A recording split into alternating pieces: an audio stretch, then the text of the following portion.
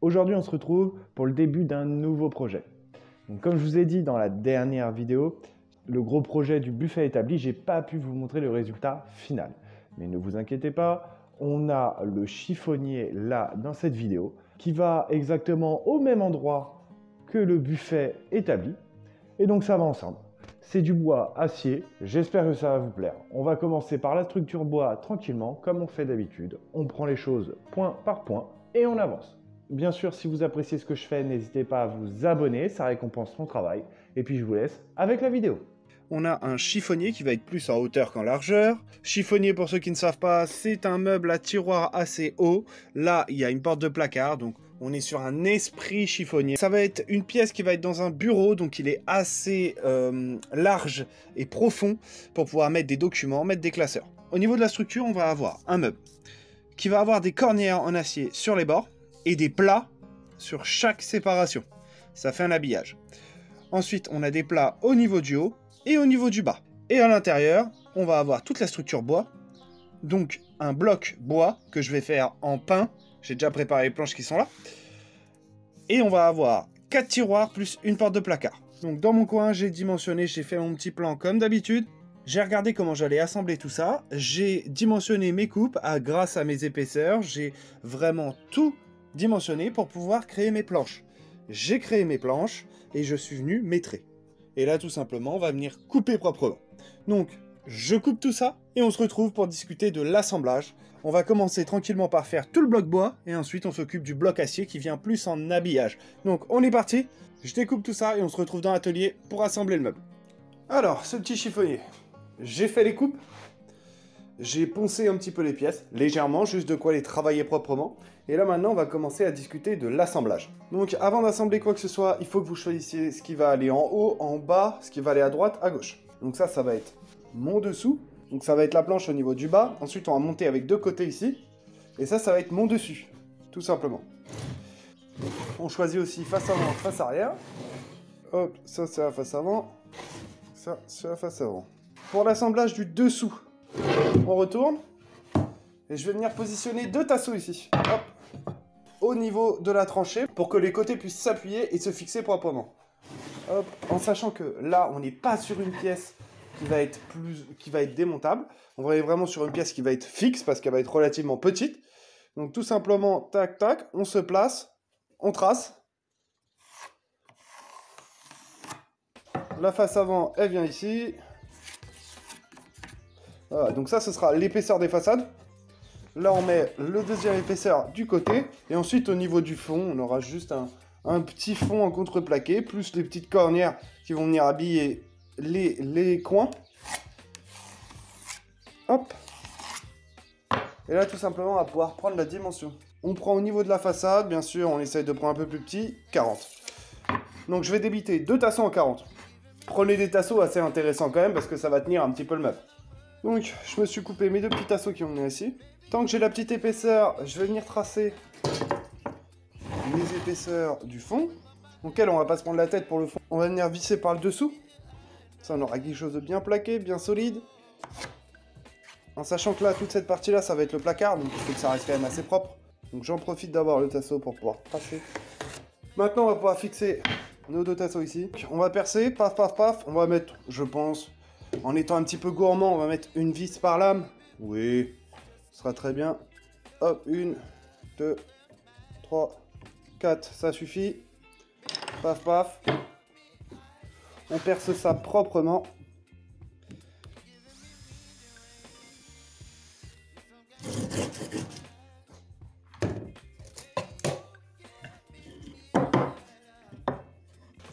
Petite vis 4 par 45. Voilà, ça marche très bien. Ça va grignoter pas mal au niveau de l'épaisseur. Donc ça suffit largement. On aura une très bonne fixation. Petite visseuse. On fixe les deux proprement. On y va doucement. On essaye de bien plaquer. Si vous avez un défaut au niveau de la planéité de votre plateau, ça viendra vraiment le remettre bien droit. Donc vous appuyez bien fort. Et vous venez visser doucement. Donc le plateau dessus est prêt, on n'aura plus qu'à fixer les bords. Ensuite, on va percer proprement le plateau du dessous pour être tranquille et comme ça après on va faire assemblage. Pour percer le plateau du dessous, moi je vous conseille de vous mettre bien droit. Donc bien sûr, comme je vous ai dit, d'avoir tracé au préalable pour savoir exactement où vous percez. Et ensuite, on va venir proprement, hop, mettre une vis par-ci, par-là, pour être tranquille. On essaye de se mettre bien au milieu de la matière pour avoir un maximum de maintien. Et ensuite, on perce. Donc, j'ai tout percé. Et ensuite, on va venir tranquillement repercer avec un petit forêt conique ou avec un forêt un peu plus gros à l'arrière pour pouvoir noyer les têtes de vis et qu'on ait quelque chose de nickel. Tout simplement. Hop. Après ça, c'est juste de la finition. Si vous voulez pas le faire, vous le faites pas. C'est à vous de voir. Voilà, je perce un petit peu. Hop. Et là, comme ça, la tête va bien se noyer et on aura quelque chose de bien travaillé, bien propre. Ça prend 2 secondes et ça permet quand même d'avoir une finition beaucoup plus approfondie.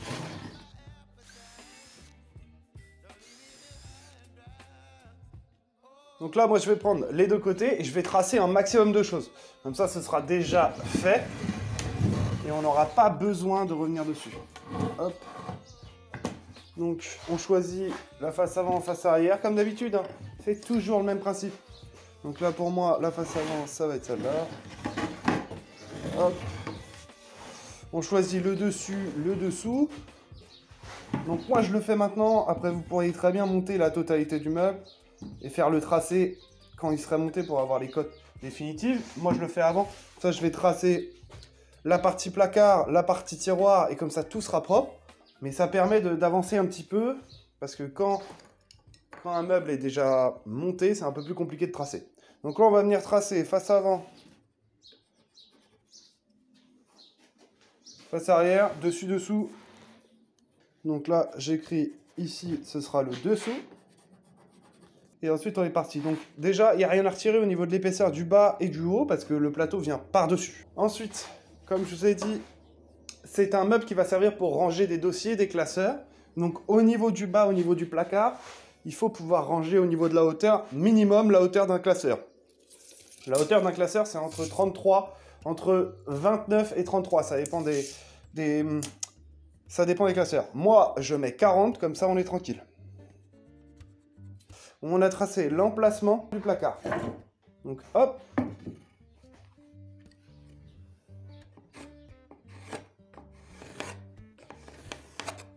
Donc ensuite, il va falloir qu'on mette les épaisseurs des tasseaux de séparation. Donc les tasseaux de séparation vont être dimensionnés par rapport aux cornières que j'ai achetées. Les cornières que j'ai achetées pour pouvoir faire ça, les plats et les cornières que j'ai achetées, c'est du 25 par 25. Donc ça veut dire que un côté fait 2,5. Je vais aller vous chercher un plat pour que vous voyez un petit peu ce que ça donne. La petite cornière plat, donc là j'ai 3 mètres de long. On est sur du 25. J'ai pris du 25 par 3, je crois. 25, c'est ça. J'ai pris du 25 par 3. Ça permet d'avoir une certaine solidité, mais en vrai, c'est juste de l'habillage. Il faut quand même une certaine épaisseur.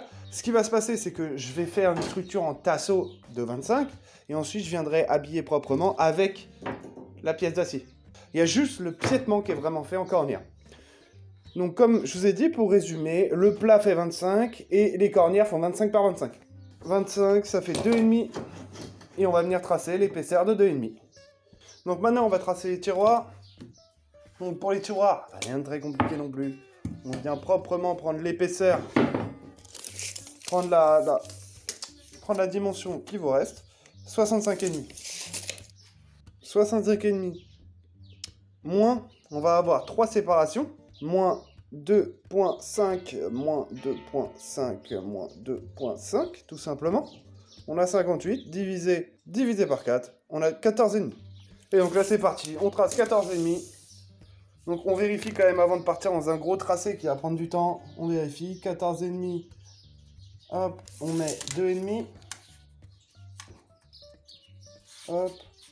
Voilà, comme ça vous permet de vérifier. Ensuite, vous pouvez tracer proprement. Il me manque un petit centimètre quelque part.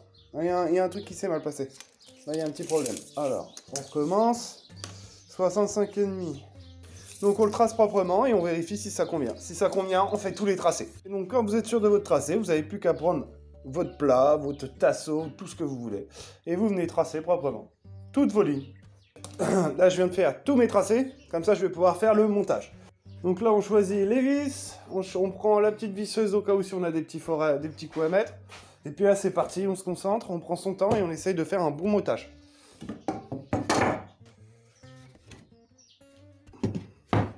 Donc là, on a le dessous il vient ici, on vérifie si tout se passe bien. Impeccable. Paf, paf. Et donc là, c'est parti, je repars avec de la vis de 4x45. Hop. Et je vais les enfiler tout doucement, au fur et à mesure. Alors, je pointe la vis. Je place bien.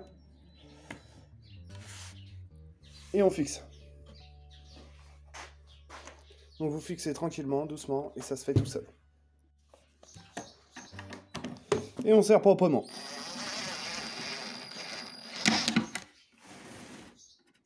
Logiquement, ça, je leur démontrerai pas.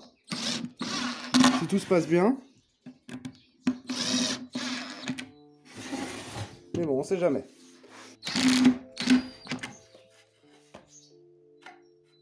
C'est nickel. On s'enfile l'autre en passant.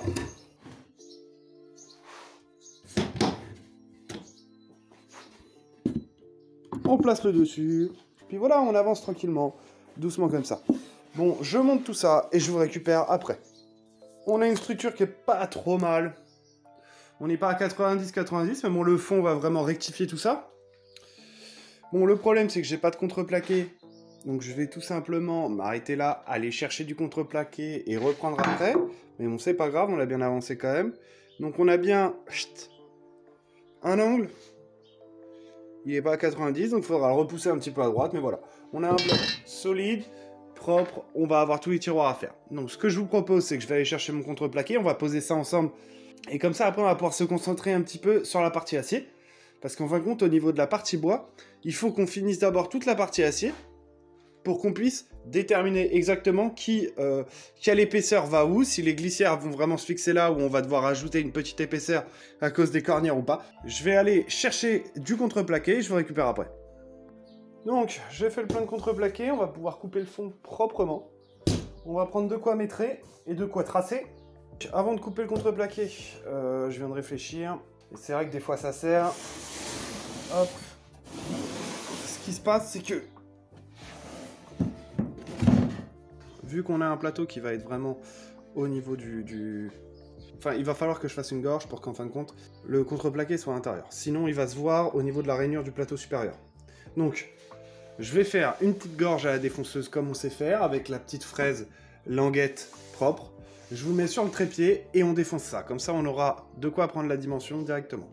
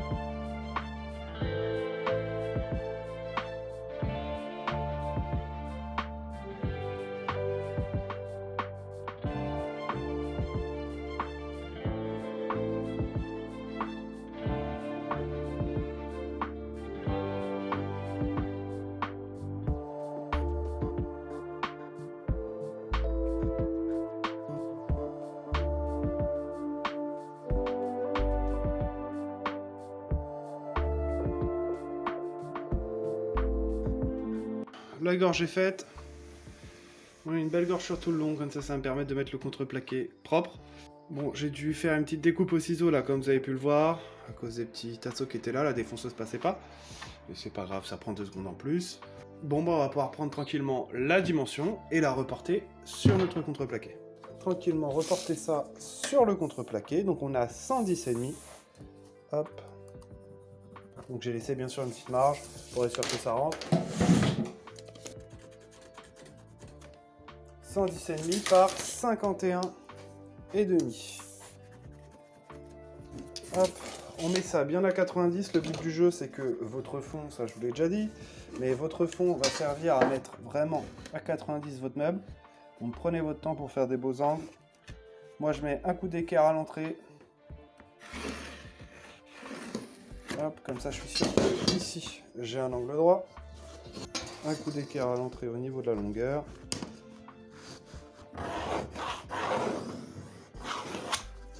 Ensuite, vous finalisez votre tracé avec une planche ou ce que vous voulez. Mais au moins, vous êtes sûr d'avoir quelque chose à 90 ici, enfin à 90 de l'autre côté. Hop. Et moi, je vais jusqu'au bout, comme ça, je vais la couper dans cette longueur-là, et ensuite, je recoupe dans la longueur. Hop, et ça me fait une petite chute. Et les petites chutes comme ça servent souvent pour les fonds de tiroir. Et si vous êtes vraiment tatillon, vous pouvez vérifier avec votre équerre si vous avez bien un angle à 90 ici. Et donc j'ai bien un angle à 90. Bon, je sors à scie sauteuse, je coupe tout ça proprement. Donc mon contreplaqué est fait, propre, je l'ai poncé pour qu'il soit nickel au niveau des bords. J'ai arrondi, hop, pour les coins. Maintenant on va le mettre à 90 propre, on va voir un petit peu les défauts qu'il a. Donc pour ça, on va le mettre debout. Maintenant on va venir positionner l'équerre sur la surface plane où le meuble est posé et on regarde. Donc là il y a un léger défaut comme ça. Il va falloir juste le faire revenir un petit peu à droite. Et encore c'est vraiment, c'est pas grand chose. C'est pas grand chose. On vérifie un petit peu à gauche. Bon, on dirait que là c'est plus à gauche qu'il faut aller. On regarde un petit peu comme ça, on tâtonne.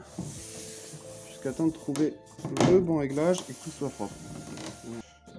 Donc je vais pousser vers la gauche. Ok. Donc le mieux qu'on va faire, c'est qu'on va essayer de le positionner avec le même jeu à droite qu'à gauche. On va venir fixer le bas, proprement. Et ensuite, on va régler le fait qu'il ne soit pas bien à 90. Comme ça, il sera fixé en bas, on aura plus de liberté pour le bouger. Avant tout, on met un filet de colle, bien sûr, pour que ce soit bien propre. Donc le petit filet de colle, on va venir le mettre à l'intérieur de la gorge. On met vraiment un petit filet, que ça déborde pas ni rien, mais au moins que ce soit bien solide. Et comme ça, après, on finalise avec 2-3 petites vis par-ci par-là. Donc le petit coup de colle, moi je mets juste une lichette quoi, vraiment. On en met un petit peu partout.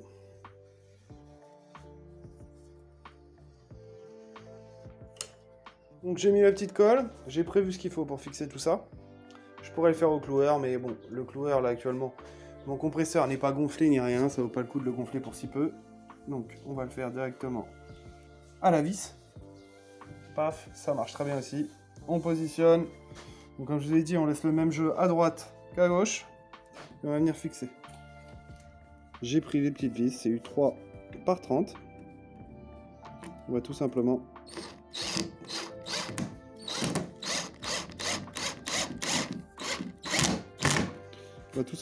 venir en mettre deux proprement.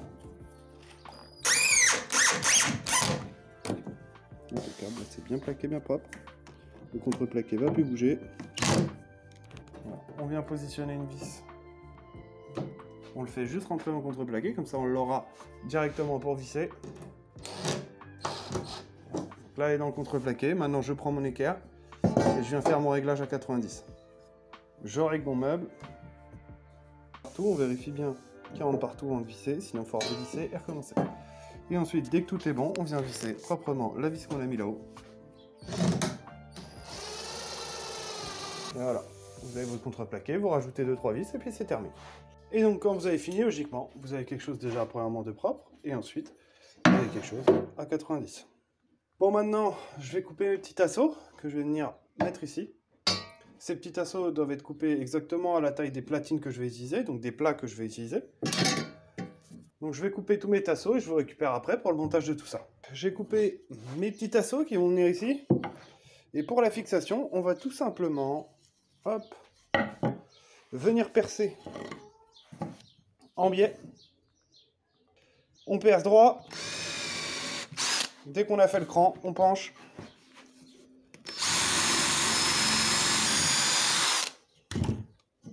Ensuite, on a un beau perçage en diagonale sur tout le long. Je prends de la vis de 35 par 4 et on va venir proprement le poser. Donc, je vais juste le fixer comme ça suffira largement. Je pourrais mettre un filet de colle en dessous, mais sincèrement, je vois pas Donc on le place proprement, pile à la tranche. On prend la petite vis, on va venir visser. Ça sert à rien de visser trop fort, on visse juste ce qu'il faut. Et on visse le haut tranquillement. Bon, on a terminé la structure bois. On a installé nos petits tasseaux. Voilà, j'ai pas voulu mettre plus de vis, plus de colle. Il va y avoir les plats en acier qui vont passer et qui vont finaliser la structure. C'est sûr que ça ne bougera plus. Donc on a fait la structure bois, on s'arrête là, comme ça la semaine prochaine on s'attaque à la structure acier. Le débit, des profilés, la soudure, savoir si ça va être démontable, pas démontable. J'espère que ça vous a plu. N'hésitez pas à vous abonner si vous appréciez ce que je fais. Et on se dit à la semaine prochaine pour une nouvelle vidéo.